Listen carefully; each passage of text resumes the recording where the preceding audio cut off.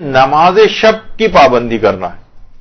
آپ کہیں گے کہ بھئی نماز شب کی پابندی، خود نماز شب کے سلسلے میں یہ ہے کہ یہ اس حد تک آپ یہ نہ سوچیں کہ بھئی نماز شب بھی ہو رہی ہے تو گناہ بھی تو مجھ سے ہو رہے ہیں. کوئی بات نہیں، گناہ ہوتے رہیں، نماز شب نہ چھوڑیں. یہاں تک کہ ایک موقع بہت ہی جلد ایسا آئے گا کہ پھر آپ سے گناہ ہوں گے ہی نہیں. نماز شب کے اندر اسپیشل الگ سے پاور ہے کہ یہ گناہوں کو روک دیتی ہے. اور یہ نہیں کہ پہلے گناہ مجھ سے چھوٹ جائیں پھر میں نماز شب شروع کروں گی. نہیں، گناہ انجام، چاہے گناہ پہ گناہ انجام دیے جا رہے ہیں تب بھی آپ کہیں کہ کوئی بات نہیں، میں اس کے باوجود نماز شب نہیں چھوڑوں گی. وہ نماز شب خود اتنی پاورفل ہے کہ گناہ چھوڑوا دے گی.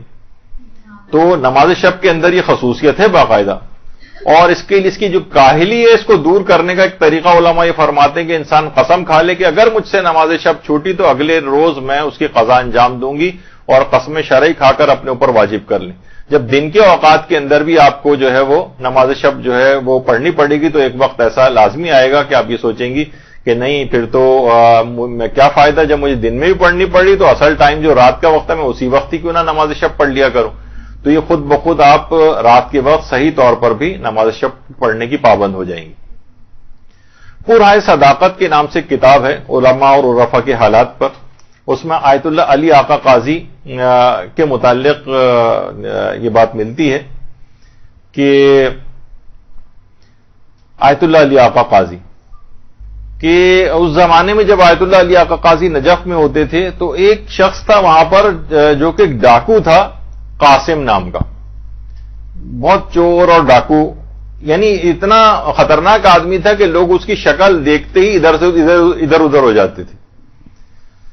اچھا اب لیکن یہ آیت اللہ علی آقا قاضی سے بڑی عقیدت رکھتا تھا. دیکھیے بہت سے ہوتے ہیں نا، آپ دیکھتے ہیں کہ عالموں کے پاس بھی بہت سے اس طرح کے افراد آتے ہیں جو بدنام ٹائپ کے ذرا ہوتے ہیں. تو بہت عقیدت رکھتا تھا. تو یہ روزانہ غروب آفتاب کے وقت نجف میں رہتا تھا تو کہیں اندھیرے میں کہیں چھپ جاتا تھا. جب آیت اللہ علی آقا قاضی رستے میں مسجد جاتے ہوئے یا روضے کی طرف جاتے ہوئے وہاں سے گزرتے تو اچانک سے ان کے سامنے آ جاتا تھا اور سلام کرتا تھا، مصافحہ کرتا تھا. روز ایسا ہی ہو رہا تھا. تو شاگردوں نے آیت اللہ علی آقا قاضی سے کہا کہ آقا یہ بات اچھی نہیں لگتی ہے، ایک چور ہے، ڈاکو ہے، اس کی تو بہت منفی شہرت ہے، مناسب نہیں ہے کہ روزانہ اس طریقے سے آپ سے آ کر ملے، آپ بھی اس کو نہیں روکتے ہیں، لوگ تو سوچیں گے پتہ نہیں کیا کنیکشن ہے آپ کا، رابطہ اس کے ساتھ ہے، تو یہ اچھی بات تو نہیں سمجھی جائے گی، آپ کی شخصیت کی اور شان سے بہت بعید ہے کہ آپ اس سے میل ملاقات کریں. لیکن آیت اللہ علی آقا قاضی اپنے شاگردوں کی بات پر کوئی توجہ نہیں دیتے تھے. تو اسی طرح کئی ماہ گزر گئے. یہ آتا تھا اور ایک دم سے کہیں سے بھی نکل کے آتا تھا، مصافحہ کرتا تھا، سلام کرتا تھا اور چلا جاتا تھا.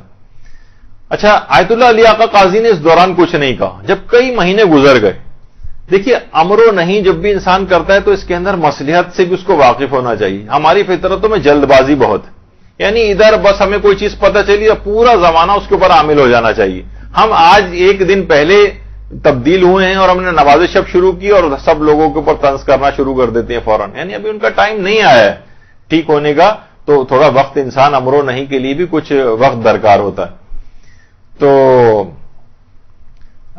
کافی مہینوں کے بعد ایک دن انہوں نے پکڑ لیا آیت اللہ علی آقا قاضی نے قاسم کو اور کہا کہ دیکھو اگر میں ایک کام کہوں تو تم انجام دو گے، اور دیکھو کام اتنا آسان ہے، کوئی مشکل کام نہیں، نہ مال خرچ ہوگا نہ کوئی خاص وقت خرچ ہوگا. کہا کہ فرمائیے آپ. کہا کہ نہیں، پہلے تم وعدہ کرو کہ اس کو انجام ضرور دو گے. علی آقا قاضی نے کہا. تو اس نے کہا کہ ٹھیک ہے. کافی حیل و حجت کے بعد بہرحال وعدہ کر لیا اس نے. تو کہا کہ آدھی رات کو جب تم اٹھو گے صرف 10 منٹ کا ایک کام کرنا ہے. اس نے کہا کیا کام کرنا ہے؟ کہا نماز شب پڑھنا ہے. نماز شب. اچھا اب اس کے تو آنکھوں کے آگے اندھیرا چھا گیا. نماز شب. کہا کہ آقا میں تو نماز پنجگانہ تک نہیں پڑھتا، میں اٹھ کے نماز شب پڑھوں گا، اور ہم تو پوری رات عیش و عشرت کے اندر گزارتے ہیں، اب دوستوں کے ساتھ ہلہ گلہ کرتے ہیں، صبح کے وقت کے قریب تم پڑھ کر سو جاتے ہیں، نماز کیسے پڑھوں گا میں؟ کہا کہ نہیں، تم وعدہ کر لو تم کیسے اٹھو گے اس کی فکر نہ کرو، میں تمہیں خود اٹھاؤں گا، تم فقط نیت اور ارادہ کر لو، میں تمہیں خود بیدار کروں گا. اچھا، اب اس نے وعدہ کر لیا. اس کے بعد آیت اللہ علی آقا قاضی کے ایک شاگرد سے باقاعدہ نماز شب کا طریقہ سیکھا اور اس کے بعد اپنے گھر گیا. اچھا، اب جب گھر گیا تو رات کو سونے لگا تو اس کو یاد آیا کہ مجھے تو علی آقا قاضی سے میں نے وعدہ کیا ہے، لیکن میں تو اب سونے جا رہا ہوں، پتہ نہیں میری آنکھ کھلے نہیں کھلے. اس زمانے میں تو ایسا کوئی الارم سسٹم وغیرہ بھی نہیں ہوتا تھا. بہرحال اس نے ارادہ کر لیا کہ میں اٹھ جاؤں گا. اچانک نماز شب کا جو وقت تھا اس پہ خود بخود اس کی آنکھ کھل گئی. ایسا لگا جیسے کسی نے باقاعدہ آواز دے کے اس کو جگایا ہو. اچھا، اس کے بعد بہرحال اس نے وعدہ تو کر لیا تھا کہ اگلے دن پوچھیں گے آ کر. اب اس کے جس وقت بالکل اندھیری رات تھی، 14ویں کا چاند جو ہے وہ چمک رہا تھا، اور جب یہ اپنے حوض میں وضو کے لیے آیا تو اس حوض کے اندر، اس پانی کے اندر اس کو اپنا عکس نظر آیا. اور بعض اوقات ایک ایسے کچھ لمحات انسان کی زندگی میں توبہ والے آ جاتے ہیں، تو اس میں جب اپنا عکس نظر آیا تو اپنے تمام گناہ بھی اس کی آنکھوں کے سامنے آ گئے. جسم لرزنے لگا، چلانے لگا، پروردگار آج اتنے عرصے کے بعد یہ غلام جو ہے تیری بارگاہ میں آ رہا ہے اور مجھے اپنے حضور حاضری کی اجازت دے دے. اس کے بعد اس نے نماز شب پڑھی اور گناہوں سے اس نماز شب کی برکت سے اس قدر عظیم مقام حاصل ہوا اور ایسا تائب ہوا کہ وہ اس زمانے میں ولی خدا کے طور پر جانا جانے لگا، پہچانا جانے لگا. حتیٰ کہ جو بیمار افراد ہوتے تھے وہ اس کا جھوٹا پانی لے کر جاتے تھے اور اس سے شفا یابی حاصل کرتے. درود بھیجیے محمد علیہ محمد.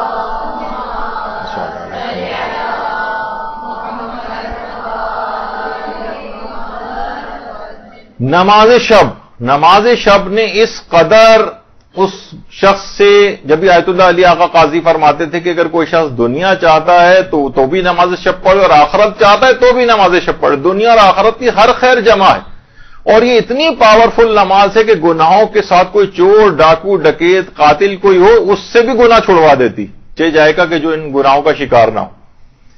تو یہ رمضان خاص طور پر اس میں آپ نے آپ کو خاص طور پر ان تمام چیزوں کا اپنے لحاظ سے آپ عادی بنا لیں. اور آپ دیکھیں، چاہے لوگ کہتے ہیں نا کہ بھئی ابھی تو ہم خود ہی گناہوں کے اندر گرفتار ہیں، ابھی ہم سے کیسے یہ سب چیزیں چھوٹیں گی اور نماز شب کیا کرنی. نماز شب کے اندر اتنی زیادہ پاور ہے کہ خود گناہ چھوڑوا دے گی. بس اس کی آپ 10 منٹ کی روزانہ اس کو پابندی کر کے دیکھیں، پھر آپ نتیجہ اللہ کے اوپر چھوڑیں اور دیکھیں گے نماز شب کتنی پاورفل چیز ہے. اور اس لحاظ سے بھی اگر آپ دیکھیں تو اس میں کوئی مسئلہ بھی نہیں ہے، رات کو اٹھنے والا بھی کوئی مسئلہ نہیں ہے. آیت اللہ سیستانی کے فتوے میں تو نماز عشاء کے پڑھنے کے فوراً بعد بھی آپ نماز جو ہے شب پڑھ سکتی ہیں.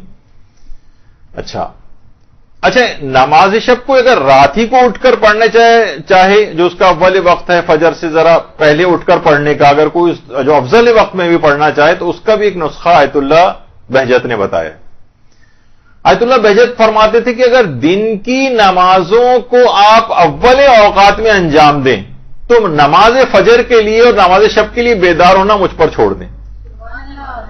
بس آپ کو رات میں اٹھنا مشکل ہو رہا ہے نا، تو دن کی نمازوں کو اول وقت میں اوقات میں انجام دے دو، خود بخود، یعنی مجھ پر چھوڑ دو. ایک لحاظ سے مجھ پر چھوڑ دو سے مرادی کے پروردگار عالم خود بخود ایسے وسائل آپ کو مہیا کرے گا کہ آپ خود بخود نافلہ شب کے وقت اٹھ جائیں گی یا نماز فجر کے وقت. یعنی یہ چیز کوئی کہے کہ نماز فجر پہ مجھ سے نہیں اٹھا جاتا، نماز شب کے لیے نہیں اٹھا جاتا، 10 منٹ پہلے کہیں اس سے پہلے نماز شب کا فضیلت کا ٹائم ہوتا ہے تو اس سے پہلے. تو دن کے اوقات میں آپ اول اوقات میں دن کی نمازوں کو انجام دیں. ظہر، عصر ہے یا مغرب عشاء کو بھی انسان جو ہے وہ پڑھ سکتا ہے اول اوقات میں، تو خود بخود لازمہ بنے گا کہ آپ فجر کے لیے اٹھیں گی اور نماز شب کے لیے اٹھیں گے. برحمتك يا أرحم الراحمين وصلى الله على محمد وآله الطاهرين.